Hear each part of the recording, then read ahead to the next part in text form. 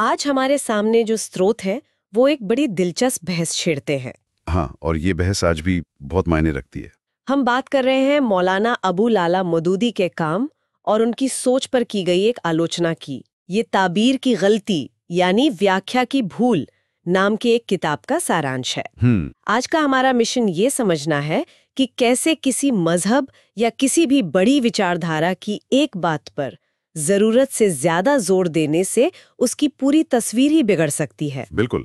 और ये समझने के लिए हम लेखक के अपने तजुर्बे और उनकी दलीलों की गहराई में उतरेंगे। तो कहानी शुरू होती है लेखक के अपने एक बहुत ही निजी तजुर्बे से। हाँ, वहीं से बात खुलती है। वो कभी जमाते इस्लामी के मेंबर हुआ करते थे, वही संगठन जिसे मौलाना मौदूदी ने बनाया था। जी। अब जमात के संविधान में एक बड़ी कमाल की बात लिखी है कि किसी को भी आलोचना या नुक्ताचीनी से ऊपर नहीं समझा जाना चाहिए। ये तो बहुत प्रोग्रेसिव बात है ना? हाँ। लेखक बताते हैं कि जब तक वो इस हक का इस्तेमाल दूसरों पे करते रहे, लोग उनकी बड़ी तारीफ करते थे। अच्छा। मगर जिस दिन उन्होंने यही हक इस्तेमाल करके खुद मौलाना मौदूदी की सोच पर कुछ सवाल उठाए, तो माहौल एकदम से बदल गया।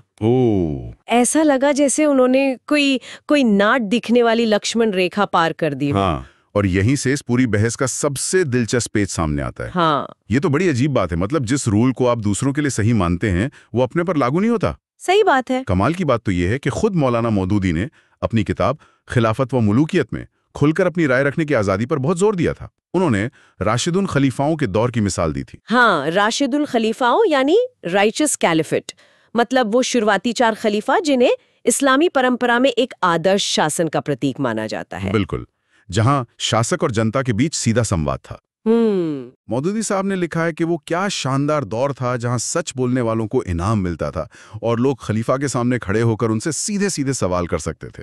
और उन्होंने इसकी तुलना की थी मुल्कियत से। हाँ, यानी बाद के दौर की राजशाही तानाशाही से, जहां सवाल पूछने वालों को या तो जेल में डाल दिया जाता था, या कोड़े पड़ते थे, या फिर जान से ही हाथ धोना पड़ता था। अरे वाह, मतलब वो अपनी ही लिखी बात के ठीक उलट चले गए। ये तो कमाल का पॉइंट है। बिल्कुल। तो सवाल ये उठता है कि एक इंसान जो खुद अपनी किताबों में खुली आलोचना को इतनी अहमियत देता हो, वो अपनी आलोचना सुनकर इतना डिफेंसिवनेस क्यों दिखाएगा? यही तो पहेली है। 1961 में जब लेखक ने अपने ख्यालात लिखकर मौलाना को भेजे, तो उनका जवाब क्या था? उनका जवाब उस खिलाफत वाली सोच से बिल्कुल मेल नहीं खाता था। अच्छा। लेखक के मुताबिक मौलाना ने उन्हें हौसला देने के बजाय ठीक वैसा ही रवैया दिखाया जैसा उन्होंने अपनी किताब में तानाशाहों का बताया था। जैसे कि? उन्होंने लेखक पर घमंड और गुमराह होने का इल्जाम लगाया। ओह। और सबसे बड़ी बात, उन्होंने लेखक की दलीलों का जवाब देने से ये कहकर मना कर दिया कि मैं मगरूर यानी घमंडी लोगों से बहस नहीं करता। अरे। लेखक कहते हैं कि मौलाना ने अपनी कलम को एक ढाल की तरह नहीं बल्कि एक हथियार की तरह इस्तेमाल किया। ये तो बहुत बड़ा विरोधाभास है। मतलब आप एक तरफ अपनी किताब में उस दौर की तारीफ कर रहे हैं जहां खलीफा से सीधे सवाल करना बहादुरी माना जाता था, और दूसरी तरफ जब आपसे सवाल पूछा गया तो आपने सामने वाले को ही घमंडी बता दिया। बिल्कुल। और लेखक को शायद यहीं से सिग्नल मिला कि यहाँ सिर्फ राय का फर्क नहीं बल्कि सोच के पूरे ढांचे में कोई बुनियादी दिक्कत है। और इसी पहेली को सुलझाने के लिए वो हमें राजनीतिक व्याख्या की थ्योरी से मिलवाते हैं। तो ये राजनीतिक व्याख्या क्या भला है? ये सुनने में थोड़ा भारी शब्द लगता है। नहीं, इसे समझने के लिए लेखक ने कार्ल मार्क्स की मिसाल दी है जो बहुत आसानी से बात साफ कर देती है। अच्छा, मार्क्स की मिसाल? जैसे मार्क्स के लिए हर चीज की जड़ पैसा और इकोनॉमी है। हाँ, बिल्कुल। दुनिया में जंग क्यों होती है? इकोनॉमी की वजह से। समाज में रिश्ते कैसे बनते हैं? इकोनॉमी तय करती है। प्यार, नफरत, कला, मजहब, मार्क्स के हिसाब से हर चीज के पीछे आर्थिक कारण है।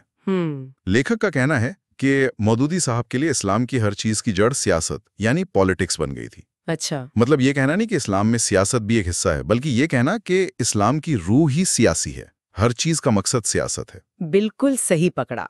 यही फर्क है। और इस फर्क को और गहराई से समझने के लिए किताब में किसी भी चीज को देखने के 3 नजरिए बताए गए हैं। अर्थव्यवस्था की ही मिसाल लें। ठीक है। पहला नजरिया तो सीधा साधा है। हम ये कह सकते हैं कि इंसान को जीने के लिए रोटी, कपड़ा, मकान चाहिए और ये जरूरतें आर्थिक गतिविधियों से पूरी होती हैं। बस एक सीधी सी बात। ठीक है, ये तो हुई एक सच्चाई बयान करना, एक फैक्ट। दूसरा नजरिया है उसी बात पर थोड़ा जोर देना, ये कहना कि भाई अर्थव्यवस्था बहुत जरूरी है, इसके बिना जिंदगी नहीं चल सकती, समाज बिखर जाएगा। यहाँ हम उसके महत्व को हाईलाइट कर रहे हैं। ये भी समझ आता है। और तीसरा नजरिया वो है जहाँ सारी गड़बड़ शुरू होती है, ये कहना कि अर्थव्यवस्था ही सब कुछ है। अच्छा। इतिहास को चलाने वाली असली ताकत पैसा है। इंसान की सोच, उसके रिश्ते, उसकी सरकारें, सब कुछ आर्थिक हालात ही तय करते हैं। मतलब आपने एक ही चाबी से दुनिया के हर ताले को खोलने का दावा कर दिया। एग्जैक्टली। और लेखक का कहना है कि मौदूदी साहब ने इस्लाम के दीनी यानी धर्म के साथ यही तीसरा वाला तरीका अपना लिया। हाँ, सियासत को ही वो मास्टर की बना दिया। लेखक की आपत्ति ये नहीं है कि मौदूदी साहब ने इस्लाम में राजनीति की बात की, क्योंकि वो तो एक हिस्सा है। वो तो है। आपत्ति इस बात पर है कि उन्होंने सियासत को सेंट्रल पॉइंट बना दिया, वो चश्मा बना दिया जिससे दीन की हर दूसरी चीज को देखा जाने लगा। इस्लाम से सियासत निकाल दें तो वो अपने 3/4 से ज्यादा हिस्से से खाली हो जाता है। 3/4 से ज्यादा, ये तो बहुत बड़ा दावा है। बहुत बड़ा। और यहीं पर लेखक एक और बहुत ही कमाल का नुक्ता उठाते हैं जो शायद इस पूरी बहस की जड़ है। वो कहते हैं कि एक जोशीले सुधारक के बयान और एक पूरी की पूरी विचारधारा गढ़ देने में जमीन आसमान का फर्क है। ये क्या मतलब हुआ? इसका मतलब समझने के लिए एक पुरानी मिसाल दी गई है। एक बड़े इस्लामी विद्वान थे, सईद इब्न अल मुसय्यब जी। उन्होंने देखा कि कुछ लोग बाकी सब कुछ छोड़कर बस दिन रात नमाजें ही पढ़े जा रहे हैं। अच्छा। तो उन्हें टोकते हुए उन्होंने कहा, इबादत तो अल्लाह के बनाए निजाम पर गौर करना है और उन चीजों से बचना है जिनसे अल्लाह ने मना किया है। तो इसका मतलब ये तो नहीं हुआ कि नमाज पढ़ना इबादत नहीं है? बिल्कुल नहीं। जाहिर है वो ये नहीं कह रहे थे। हाँ। वो उस वक्त एक बिगड़े हुए संतुलन को ठीक करने की कोशिश कर रहे थे। एक तरह का करेक्शन था। हाँ, वो एक मिशनरी बयान था, कोई हमेशा के लिए बना दिया गया कानून नहीं था। गलती तब होती है जब आप उस एक खास मौके पर एक खास जरूरत के लिए कही गई जोशीली बात को पकड़कर उसे एक यूनिवर्सल सच्चाई बना देते हैं और फिर उसे हर जगह लागू करने लगते हैं। हाँ, कभी कभी तो लीडर खुद किसी एक पहलू से इतना प्रभावित हो जाता है कि वो उसी की रोशनी में पूरी तस्वीर की नई परिभाषा गढ़ने लगता है। और यहीं पर वो पीले चश्मे वाली मिसाल आती है ना? हाँ, और वो मिसाल इस पूरी बात को शीशे की तरह साफ कर देती है। बताइए। किताब कहती है, फर्ज कीजिए एक आदमी है जो किसी पीली चीज को घूर रहा है और एक दूसरा आदमी है जिसने पीले रंग का चश्मा ही पहन रखा है। वाह, पीले चश्मे वाली मिसाल तो एकदम सटीक है ना? मतलब जो पीली चीज देख रहा है वो थोड़ी देर में नजर हटाएगा तो उसे बाकी दुनिया अपने असली रंग में दिखेगी। बिल्कुल। लेकिन जिसने पीला चश्मा ही पहन लिया उसे तो अपनी मेज, अपनी किताब, आसमान सब कुछ पीला ही नजर आएगा। बिल्कुल, उसकी पूरी दुनिया का रंग ही बदल गया। लेखक के हिसाब से मौदूदी साहब के लिए सियासत वही पीला चश्मा बन गई थी। वो सिर्फ सियासत को देख नहीं रहे थे, वो सियासत के चश्मे से ही हर चीज को देखने लगे थे। इस बात को और अच्छे से समझने के लिए किताब में कोई और मिसाल भी है क्या? क्योंकि ये एक पहलू पर जोर देना और पूरी व्याख्या ही बदल देना के बीच का फर्क बहुत अहम है। हाँ, एक काल्पनिक लेकिन बहुत जबरदस्त मिसाल दी गई है सैन्यवादी व्याख्या की। अच्छा। मान लीजिए दो लोग हैं, पहला शख्स उगता है और एक जोशीला बयान देता है, हर मुसलमान को अपने अंदर एक फौजी की रूह पैदा करनी चाहिए। अब ये जाहिर है एक अतिशयोक्ति है, हर कोई तो फौजी नहीं बन सकता, लेकिन इसका मकसद लोगों में अनुशासन और हिम्मत पैदा करना हो सकता है। सही। ये एक पहलू पर जोर देना है, इससे दीन की पूरी समझ को कोई खतरा नहीं है। ठीक है, ये एक मोटिवेशनल स्पीच जैसा हुआ। अब दूसरा सिनारियो देखिए, एक दूसरा शख्स उठता है और ऐलान करता है इस्लाम की असली रूह ही सैन्यवादी है। और फिर वो हर चीज के मिलिट्री के हिसाब से व्याख्या करना शुरू कर देता है। जैसे अजान क्या है? वो फौज का बिगुल है। मस्जिद क्या है? वो एक परेड ग्राउंड है।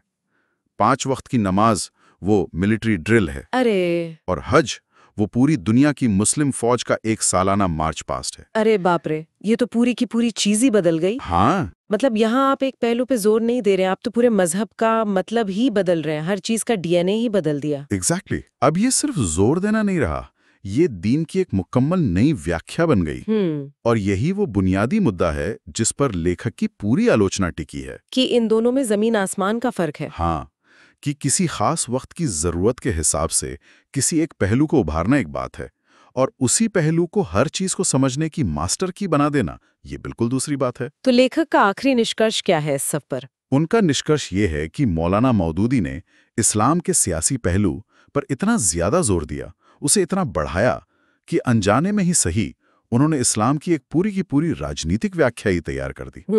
इसकी तुलना यूटोपियन सोशलिज्म और मार्क्सिस्ट सोशलिज्म से की गई है। अच्छा, वो कैसे? यूटोपियन सोशलिस्ट जो थे वो बस समाज में आर्थिक सुधार चाहते थे, जो एक पहलू था। ठीक है। लेकिन मार्क्स ने आकर उसे एक पूरी विचारधारा बना दिया जिसने इतिहास, समाज, इंसान, हर चीज की वजह होने का दावा किया।